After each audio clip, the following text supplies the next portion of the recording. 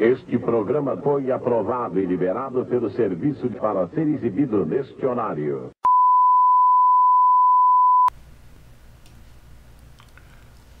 Olá, saudações a todos. Pois é, né, pessoal? E chegou aquele dia, aquele famigerado dia em que tudo começa a ruir, tudo começa a pender para um lado. Será que isso será bom ou algo ruim? Bom, vamos conversar hoje nesse vídeo aqui com vocês. Meu bom dia ou boa noite, não sei que hora que você assistirá esse vídeo, mas o assunto ele é muito sério. Não digo que seja uma parte 2 daquele assunto da última live de domingo, mas é um momento muito especial que nessa quarta-feira, pela primeira vez na história, o Brasil tem um membro do governo sendo sancionado com uma das piores sanções que pode acontecer com uma pessoa num regime democrático, né? Num país democrático. É a famosa lei que tanto o professor Olavo falava lá nos idos de 2016, 2017, a famosa lei Magnitsky. Pois é, né, pessoal? Bom, ainda não está liberado falar o nome da pessoa, né? Mas vocês viram as notícias por aí. E é um momento muito triste, não é um momento de alegria, não é um momento de comemoração. Talvez, né, para alguns seja, mas eu acho que é um momento de muita, vamos dizer assim, pesar a realidade, um banquete de consequências, vamos usar essa palavra. Realmente é nesse momento que a gente tem que pensar as consequências de tudo, porque no pior das hipóteses, né, o que pode acontecer? No mínimo é um momento vergonhoso. Você imagina uma pessoa que se fala tanto em democracia, em preservar liberdades e direitos, etc e tal, aquela conversa que a gente já conhece, que na prática muda totalmente, e de repente essa pessoa ela é sancionada com uma lei que é aplicada somente a ditadores, a pessoas que violam direitos humanos e outras coisas mais. É incrível quando eu falo a vocês que nós estamos vivendo a história, as pessoas muitas vezes duvidam. Está aí. E muita gente também duvidou que aconteceria um passo tão grande como esse. Bom, vamos conversar um pouco aqui. Tanto é que está lá, né, a capa da nossa live aqui de hoje, né? Nós temos aqui o professor Olavo. O Olavo tem razão, né? Fizeram uma charge aí dele no céu e o Magnitsky Act, né? E olha que interessante quando você começa a ver as notícias, né? E aí a gente tem coisas muito interessantes. Vamos pensar assim nesse bate-papo de hoje. O que poderá acontecer? Alguns cenários muito interessantes. Então, tá aqui, né? A capa da revista Veja aí já aparece isso, né? Uma reportagem, tá lá. O que é lei Magnitsky? Usada pelos Estados Unidos da América para punir, né, o inominável. E tá ali bem claro, né? O que é isso? Então tá ali, ó.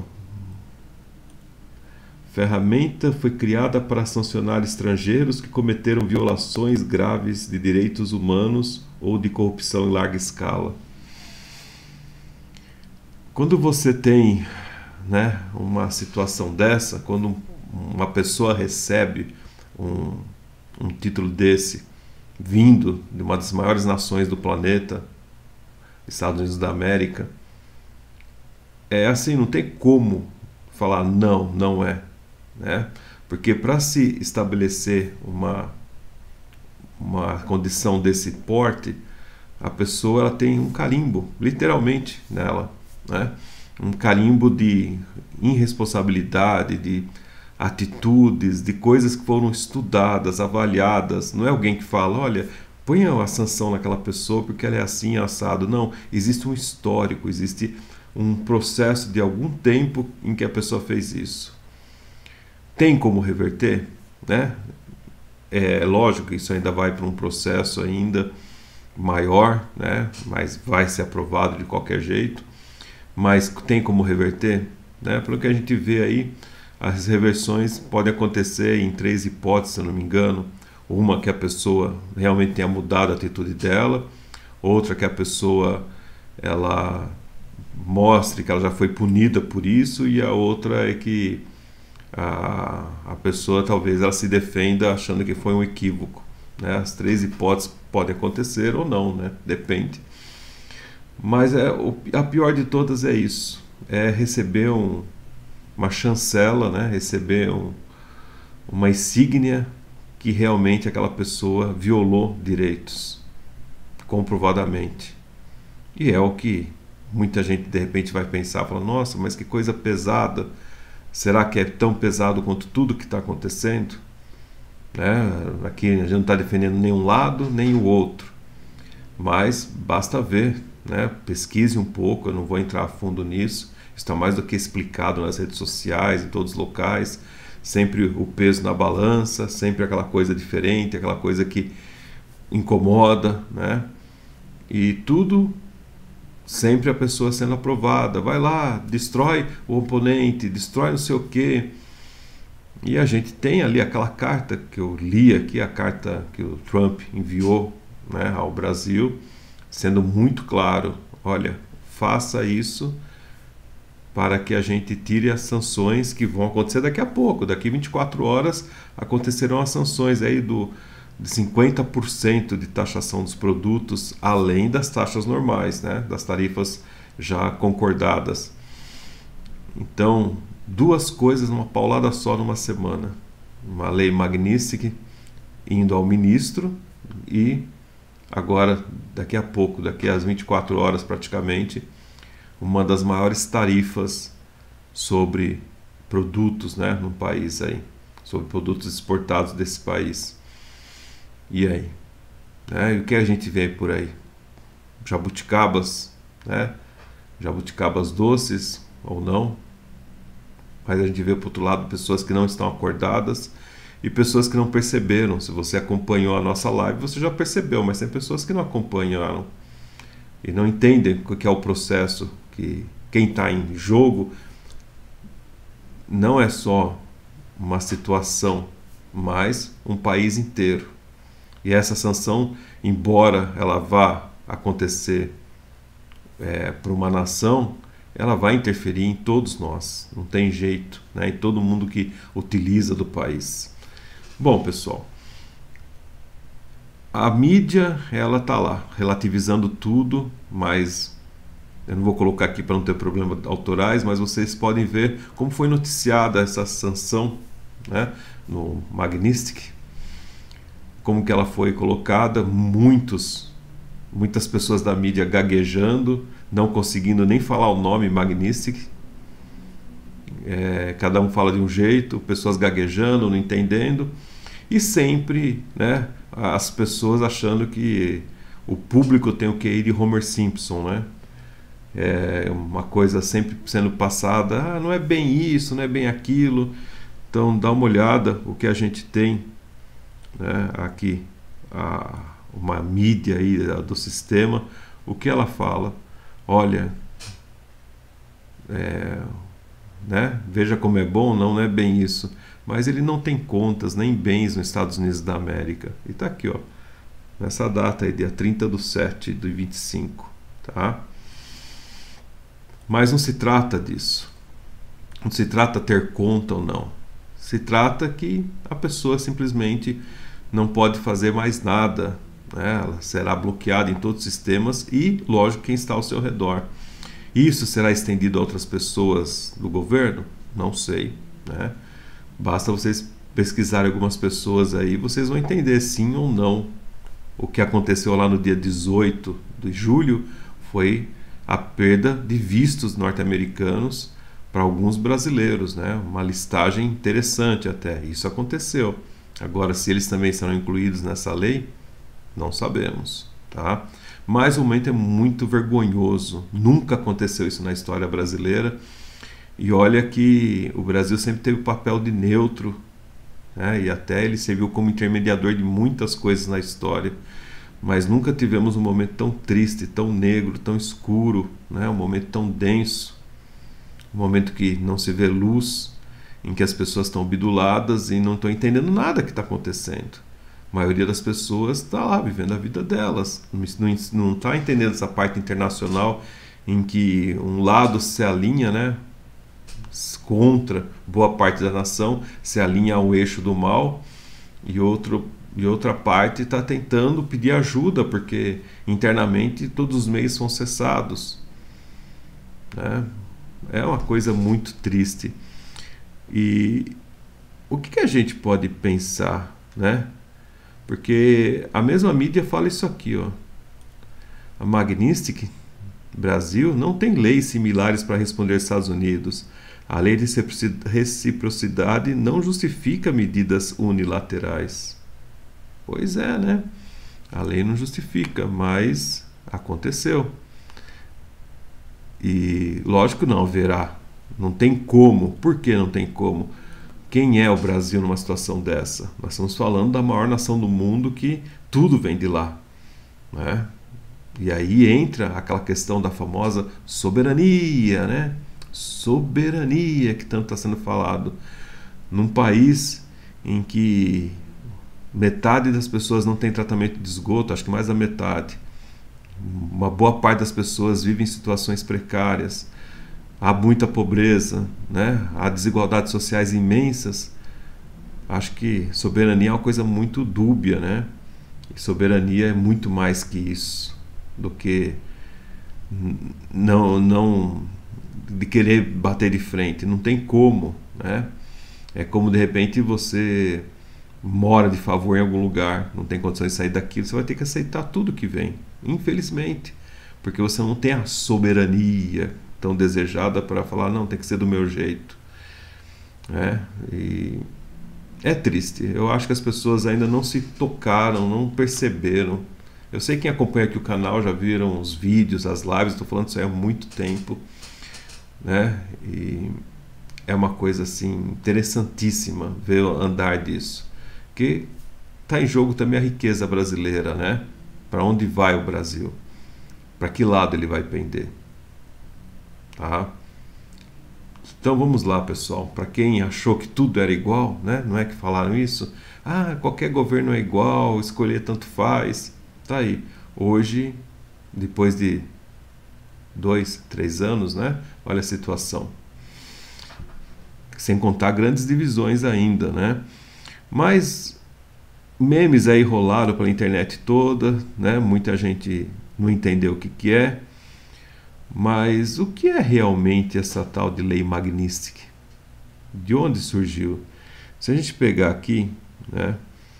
Vou pegar aqui um negócio bem simples. Você dá um clique lá, você pega a Wikipedia, tá bem explicado ali. Não tem muito segredo. Lógico que é muito mais que isso, mas só para vocês terem noção. Então tá lá, muito bem claro o que é essa lei, né? Olha lá, Lei Magnitsky, formalmente conhecida como Revogação Jackson-Vanik, da Rússia e Moldávia, e Lei de Responsabilidade do Estado de Direito de Sergei Magnitsky, de 2012. Projeto de lei bipartidário, aprovado pelo Congresso dos Estados Unidos da América e sancionado pelo presidente Barack Obama em dezembro de 2012, com a intenção de punir autoridades russas responsáveis pela morte do advogado tributário russo Sergei Magnitsky, em uma prisão de Moscou em 2009, e também por concederem à Rússia o status de relações comerciais normalmente pendentes. Desde 2016, o projeto de lei que aplica globalmente e autoriza o governo dos Estados Unidos da América a punir aqueles que considera violadores dos direitos humanos, congelar seus ativos e proibi-los de entrar nos Estados Unidos. Tá? Então está bem claro. Esse projeto de 2016, ele se aplica globalmente, ou seja, no planeta inteiro, e autoriza o governo norte-americano a punir aqueles que ele considera violadores de direitos humanos.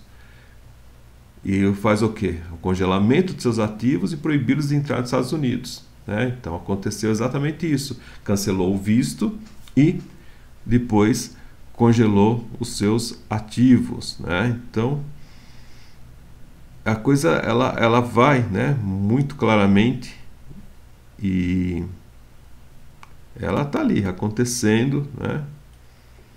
Deixa eu aparecer aqui, né? Acontecendo de uma maneira gradativamente, não é uma coisa de impacto, né? Por que acontece de forma gradativa?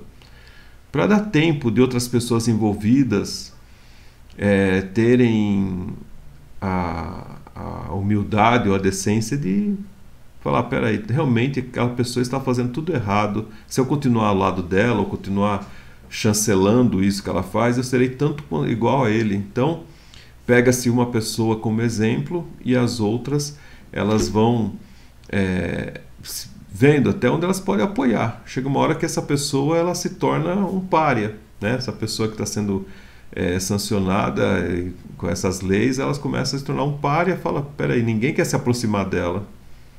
Então começa lá o café vir frio, né?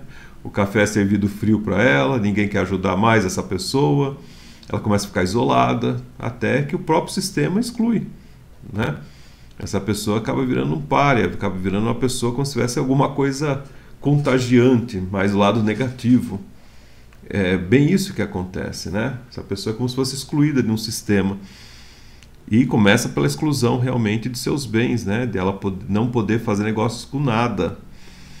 E voltando aqui o que está escrito aí, né? Como que acontece essa situação? Por que essa lei aconteceu? Porque em 2009, o advogado tributarista russo, Sergei Magnitsky, ele morreu em uma prisão de Moscou após a investigação de uma fraude de 230 milhões de dólares envolvendo autoridades fiscais russas. Então Magnitsky foi acusado de cometer a fraude ele mesmo, né? São aquelas coisas do sistema. Ele mesmo foi acusado de ter cometido a fraude e detido. Enquanto ele estava na prisão, Magnitsky desenvolveu cálculos biliares, pancreatite e colecistite, né? E foi recusado o tratamento médico por meses, né? Então não cuidaram dele. Após quase um ano de prisão, ele teria sido espancado até a morte enquanto estava sob custódia. É o que está escrito aqui no Wikipedia, né?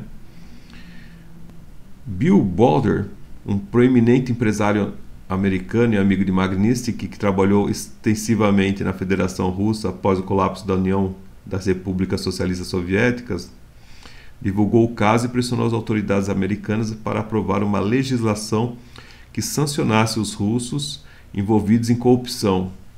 Browder apresentou o caso aos senadores Benjamin Cardin e John McCain, que propuseram a legislação. Em 2012, junho de 2012, o Comitê de Relações Exteriores da Câmara dos Estados Unidos relatou à Câmara um projeto de lei denominado Lei de Responsabilidade de Estado e Direito de Sergei Magnitsky, de 2012, HR 4405. A principal intenção da lei era punir as autoridades russas consideradas responsáveis pela morte de Sergei Magnitsky, proibindo sua entrada nos Estados Unidos e o uso de seu sistema bancário.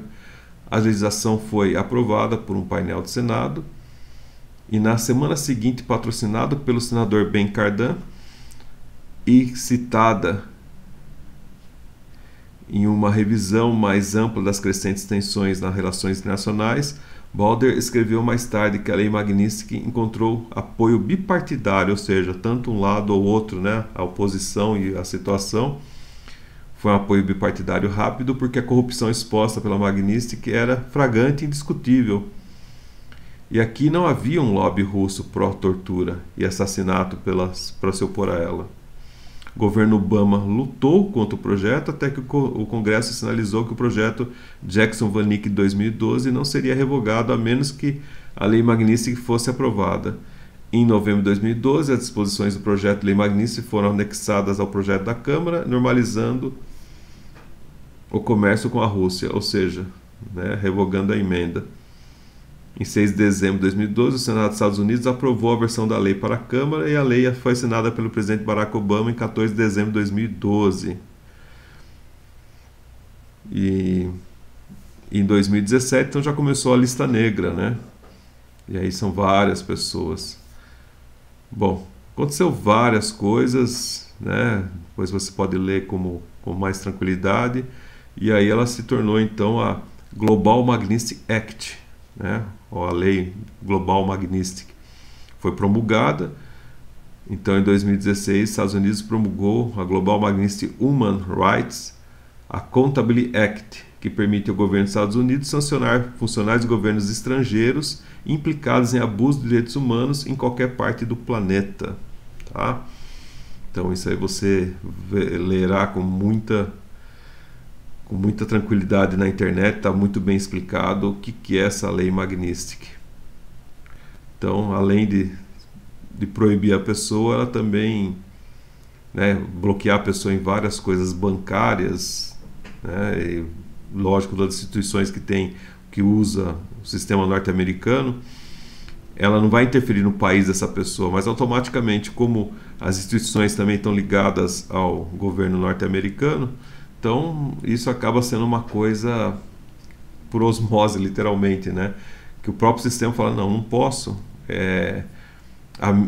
Eu tenho banco no Brasil, mas a sede do banco é lá fora, nos Estados Unidos da América. Eu tenho que seguir a lei nacional, mas ao mesmo tempo eu tenho que seguir a lei da minha filial, da minha matriz. E a matriz fala que tal pessoa não pode ter os direitos bancários aqui, né? Porque está nessa lei Magnitsky.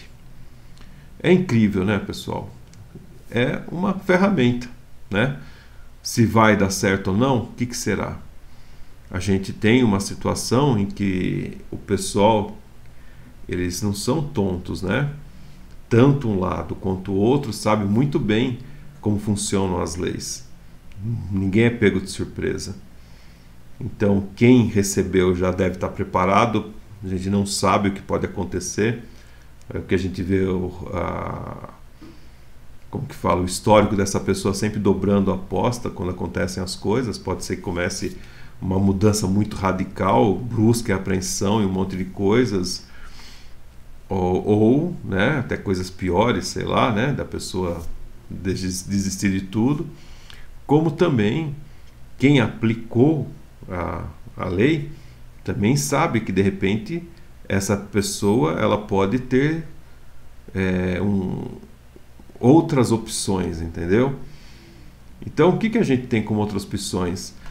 Existe uma pessoa aí que é o Paulo Figueiredo, que muita gente deu risada no começo, porque é neto de general, é não sei o quê, assim como Eduardo Bolsonaro também, mas foram para lá, nos Estados Unidos da América, e relataram toda essa situação que estava acontecendo por lá, né? Inclusive são 2 brasileiros. Depois vocês pesquisem as histórias deles, mas vocês verão que eles fizeram muita diferença em relatar, assim como outras pessoas também que estão no exílio, né? E aí essa lei, se a gente pegar aqui, o que pode acontecer após a lei Magnitsky? Eu vou colocar aqui umas ideias para vocês, o que está no post aí de Paulo Figueiredo. Vou colocar aqui para vocês verem. Então tá aqui. Como que o Brasil, né, vai quebrar após as sanções Magnitsky? Então, será que vai acontecer alguma coisa nesse naipe aí? Ele está lá falando justamente sobre isso, né, umas realidades nessa situação aí. E é uma probabilidade. Pode ser que isso não freie o sujeito, né, o inanimável. Então, presta muita atenção, é o que ele está falando aqui.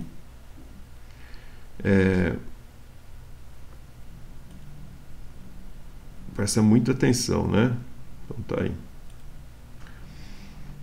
Vou ler aqui para vocês. Quero dizer a vocês o que deve acontecer nos próximos dias após a sanção de o inanimável e outras autoridades pela lei Magnitsky. É muito importante que vocês entendam porque a situação do Brasil pode piorar, e muito mesmo. Tarifas são fichinhas perto do que pode vir. Então o que pode vir aí, né? O item 1 aqui, deixa eu dar uma... Aqui, ó, item 1. Ao ser acionada a Lei Global Magnitsky, o nome do sujeito aí é incluído formalmente no SDN, que é uma lista, né? Special Designated National and Blocked Personal List, ou seja, uma lista de pessoas bloqueadas, né? Administradas pelo Departamento do Tesouro norte-americano. Isso bloqueia completamente no sistema financeiro americano e proíbe qualquer cidadão, banco ou empresa americana, né, norte-americana, de fazer negócios com ele. Assim que o nome, no item 2, assim que o nome entra na lista, todos os bancos e empresas ao redor do mundo que operam com dólares ou que têm qualquer ligação com o sistema financeiro norte-americano iniciam um processo automático de bloqueio. Encerram contas, travam cartões, congelam ativos e rompem qualquer vínculo comercial com o sancionado. Isso acontece praticamente em todos os países, né? Deixa eu pôr mais para cima aqui. Isso acontece em todos os países do mundo, porque nenhum banco ou empresa quer correr risco de ser punido pelos Estados Unidos da América. É um isolamento financeiro total, imposto por pressão internacional e não por obediência voluntária. Entendeu? É uma coisa imposta. E a lógica é simples. Ou você corta os laços com o sancionado, ou você perde o direito de operar com o dólar. Tá? Então, imagine um banco perder o direito de operar com o dólar. Mas por isso, né, com essa explicação, que a gente vai entender que a coisa é muito mais profunda que vocês imaginam.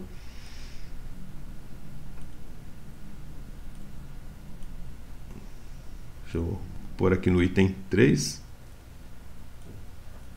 Aqui. Vamos assumir que, né, o pessoal do Olimpo ali, os deuses do Olimpo, reajam insanamente tentando blindá-lo, né, blindar o inanimável.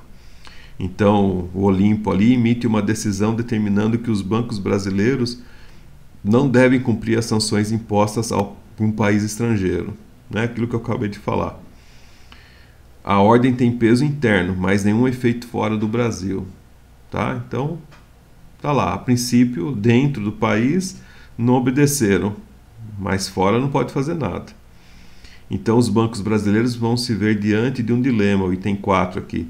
Obedecem ao Olimpo ou violam as leis americanas?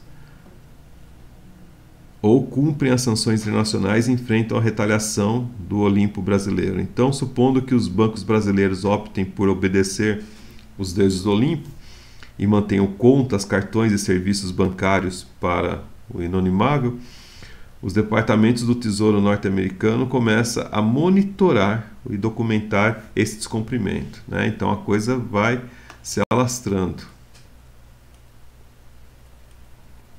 Percebe como que a coisa ela vai longe, né? E aí a gente tem uma situação que é aqui, ó. Deixa eu só ajeitar aqui, pronto.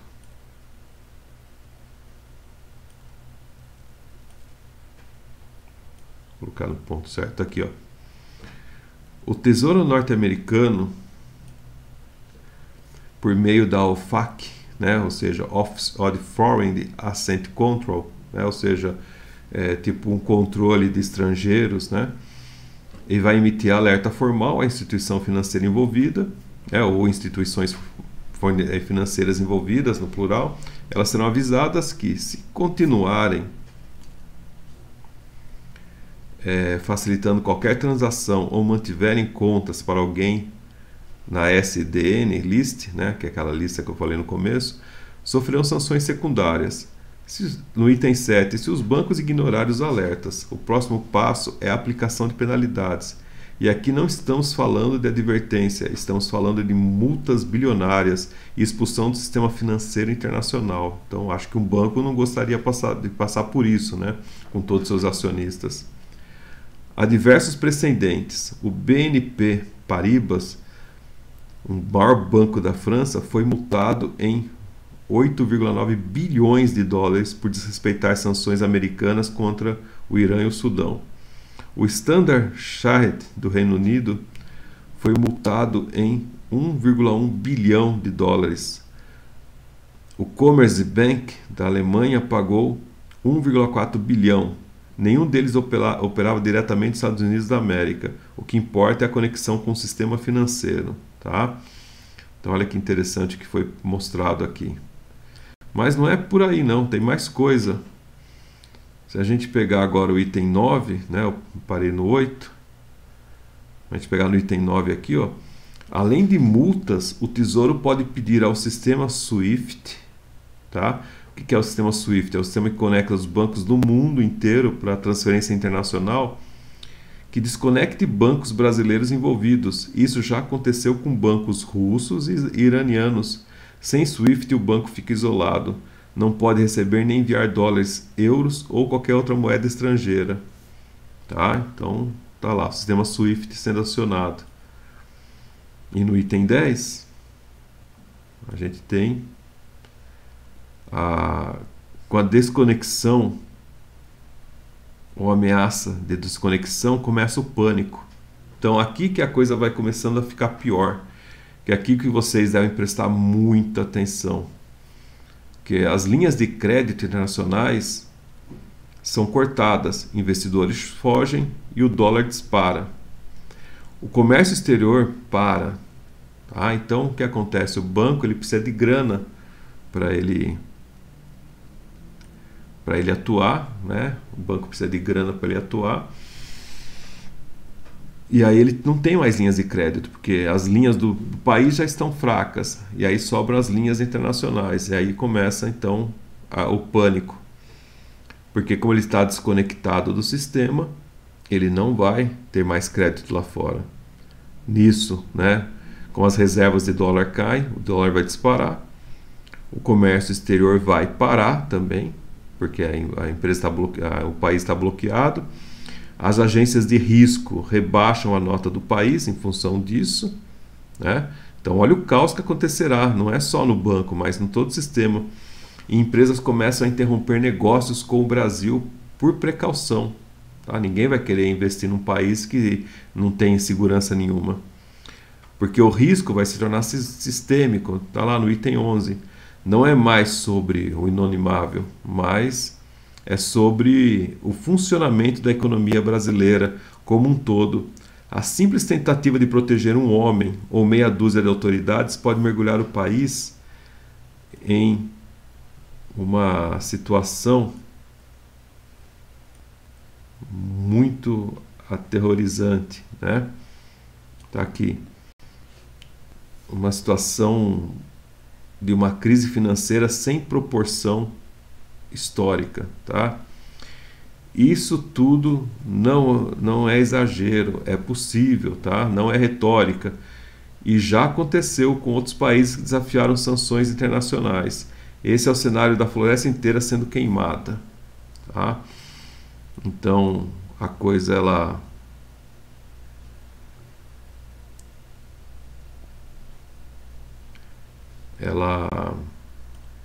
está muito clara, né? Está muito evidente. E as pessoas acham que elas não estão percebendo, né? Que condição que as coisas estão indo. Então, essa frase foi muito falada pelo Paulo Figueiredo em várias entrevistas aí. E se o coisa lá não resolve, então vai pegar fogo na floresta inteira para resolver, né? Então, quanto será que essa aposta será dobrada? Será que, né, a gente sabe que existem os indivíduos da política brasileira e existem os indivíduos da aristocracia brasileira, que não se envolvem diretamente na política, estão nos bastidores, que mandam em todo o sistema também. Até que ponto tudo isso será possível? O momento é muito sério. Quando a gente fala que a gente está vivendo a história, as pessoas não acreditam, está aí. Não é um momento de comemoração, por isso que eu estou falando, é um momento muito sério. Tão sério que eu coloquei aqui um vídeo do Lorival Santana. Vocês viram o vídeo do Lorival Santana? Quem viu, põe aí, né? Tá aqui no canal, é esse vídeo aqui, ó. teve poucas visualizações, viu? Pelo que eu coloquei lá. E esse vídeo, ele é muito claro, tá? Eu não vou colocar aqui para não tomar muito tempo de vocês. Depois vocês assistem, tá aqui no canal do Web Terapias, tá? O que ele vai falar? Uma coisa assim que acho que você já passou por isso. Se não passou, ainda bem. Mas é quando você tem ojeriza por alguém, né? Por um sistema, por alguma coisa. De repente você trabalhou num lugar, você não quer saber mais daquelas pessoas. Você frequentou o lugar, não quer mais saber daquilo. Ou você teve um relacionamento com alguém, aquela pessoa pisou na bola com você, né? Você acaba tendo ojeriza, que é tipo assim, uma antipatia, uma coisa que não entra mais, não engole mais. Aquela pessoa fez mal para você, ou aquela condição, aquela situação. E ele fala claramente nessa entrevista, e vale a pena você perceber, né? Porque quem que é Lorival Santana antes de mais nada? Né? Lorival Santana não é um qualquer, né? É uma das pessoas aí, um dos jornalistas bem sérios do sistema. Tá aqui, ó. Ele tá mais novo, porque esse aqui é um currículo aqui de 2016, né? Ou seja, quase 10 anos atrás. Mas tá aqui, ó. Se você pegar o que ele é, você fica entusiasmado, né? Fica entusiasmado. Tá ali. Você vê que ele nasceu em Goiânia, né? Ele se graduou em jornalismo em 86. E aí ele, depois disso, foi, né? Entrou para o jornal Estado de São Paulo em 90. Nós estamos falando de uma época em que o jornalismo não estava tão tão gramsciano como está hoje, né? Não estava tão virado para um lado. E ele foi redator internacional em 93, transferindo-se para Londres, tá? Para trabalhar no serviço brasileiro da BBC, né? E depois disso ele começou a atuar como correspondente, voltou a São Paulo em 95, tá lá. Mas olha que interessante, durante a carreira ele cobriu conflitos na Irlanda do Norte, na Colômbia, Palestina, Afeganistão, Iraque, Líbano, Kosovo e Geórgia. Deve ser aquelas guerras que aconteceram lá, né? Bósnia, Herzegovina, todo aquele lado ali, quando começou a ter a queda, a separação das repúblicas soviéticas, né? Kosovo, né? Geórgia e outros países. E escreveu sobre o terremoto do Haiti, né? Quem não lembra do terremoto do Haiti em 2010, que até teve que ir o exército brasileiro para lá, e a Primavera Árabe do Egito em 2011, além de eleições, crises e grandes eventos internacionais em mais de 40 países, tá? E aí ele também fez reportagens especiais para o Brasil sobre política, economia, educação, saúde e temas indígenas e reforma agrária. E aí é legal que ele tem aqui livros, por exemplo, como Viagem ao Mundo do Talibã, tá? De 2002. Ou seja, bem naquela época que aconteceu o evento lá de setembro. E ele primeiro fala sobre o cotidiano do Afeganistão, e o segundo, né, o livro que é O Destino do Jornal, fala sobre a tese de mestrado e os principais temas aí, como os jornais agem, né? Bom, tá aí. É só um breve relato, né? Então ele se percebe que ele é uma pessoa que foi envolvida, né? Entrou diretamente em conflitos e tudo mais para cobrir.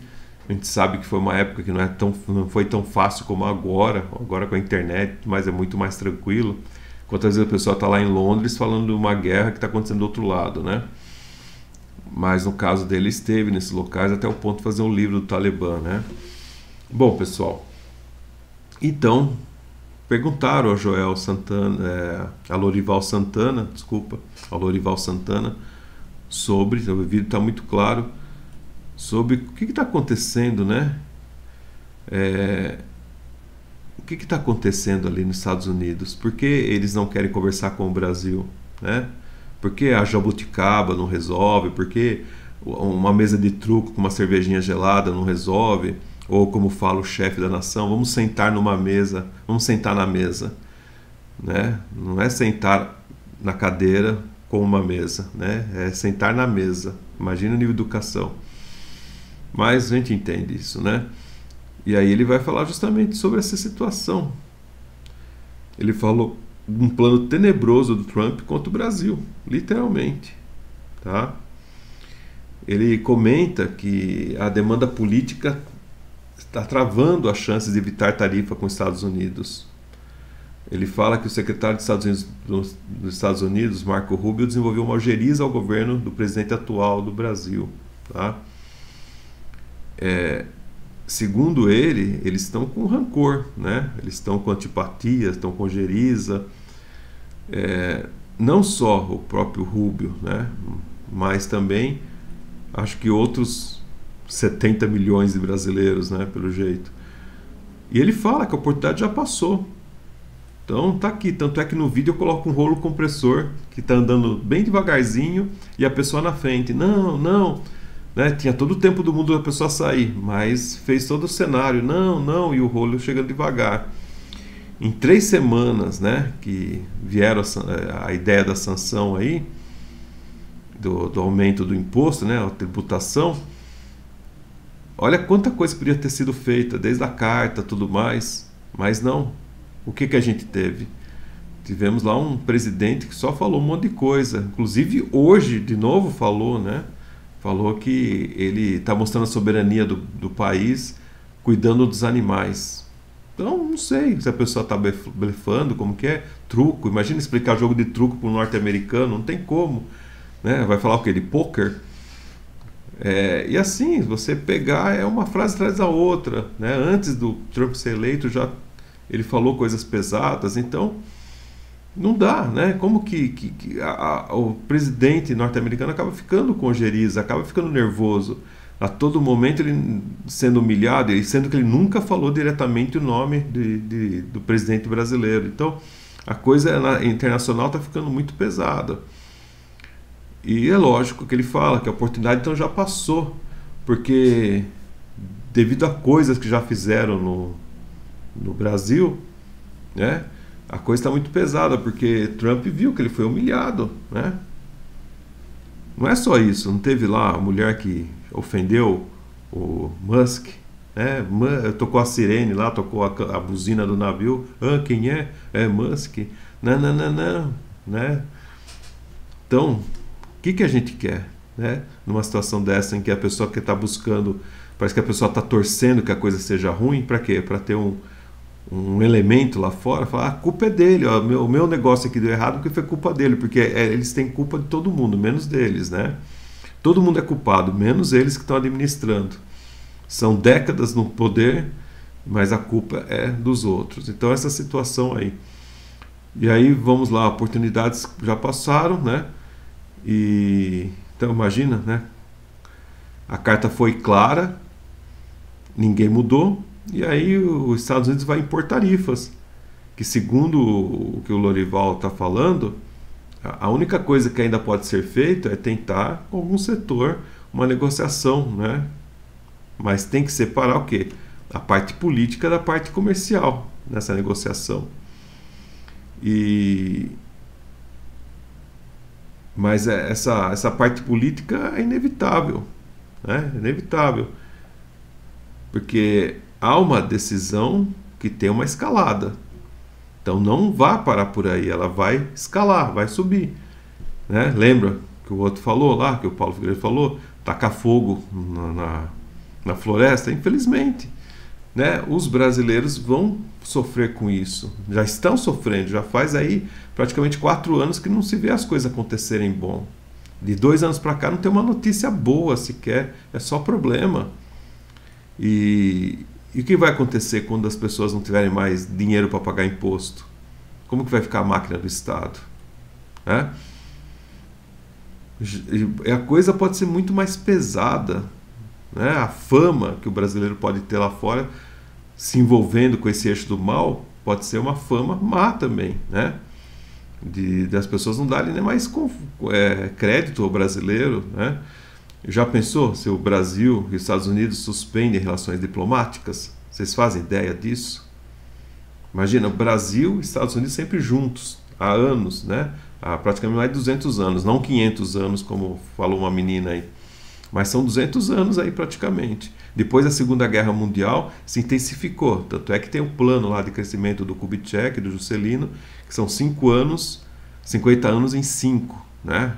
A modernização do Brasil, sair daquele sistema de agricultura para sistema industrial, né? Aí depois vem Senai, SESI, né? Aquelas coisas de indústrias, depois SESC para comércio, né? Então a coisa foi crescendo, crescendo, crescendo e de repente, e aí?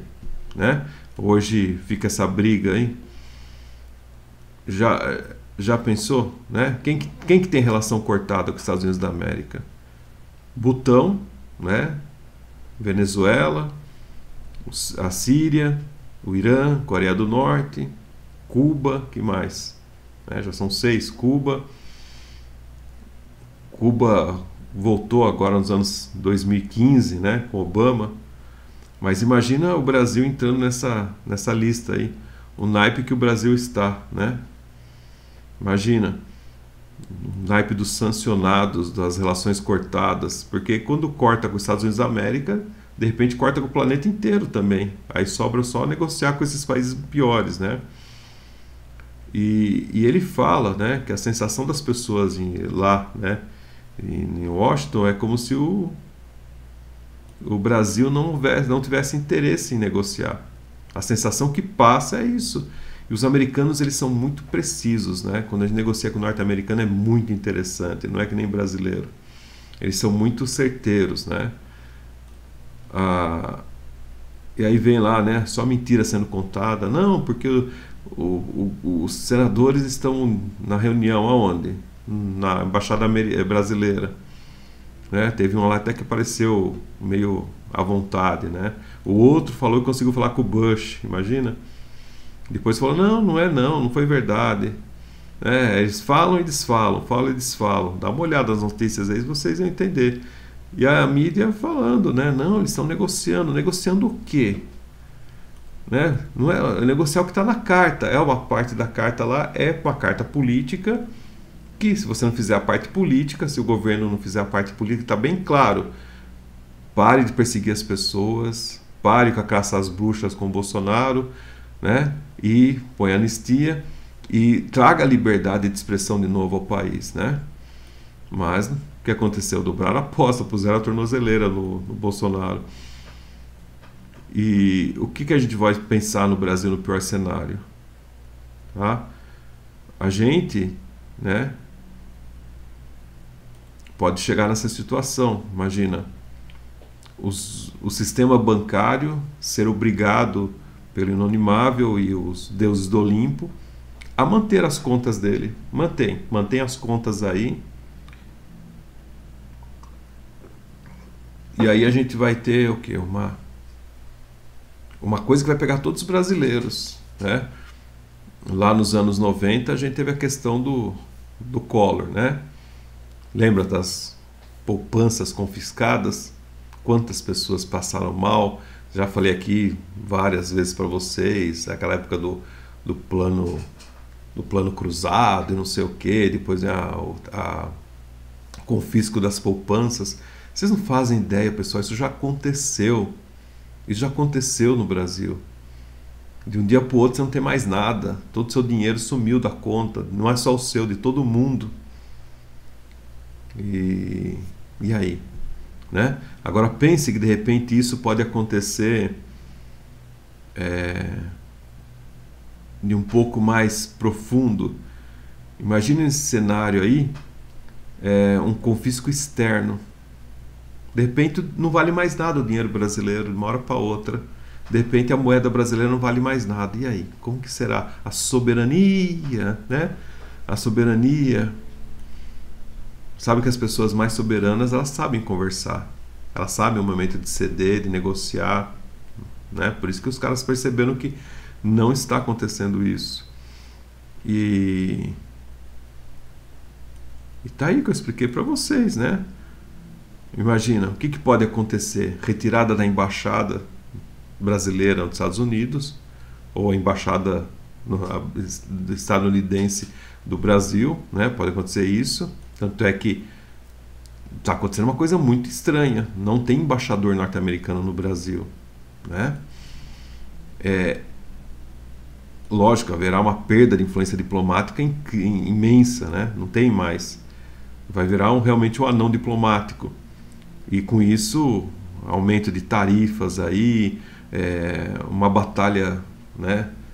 Porque vão aumentar as barreiras comerciais, então vai começar o aumento aí de custo para importar produtos, aumento de custo para exportar também.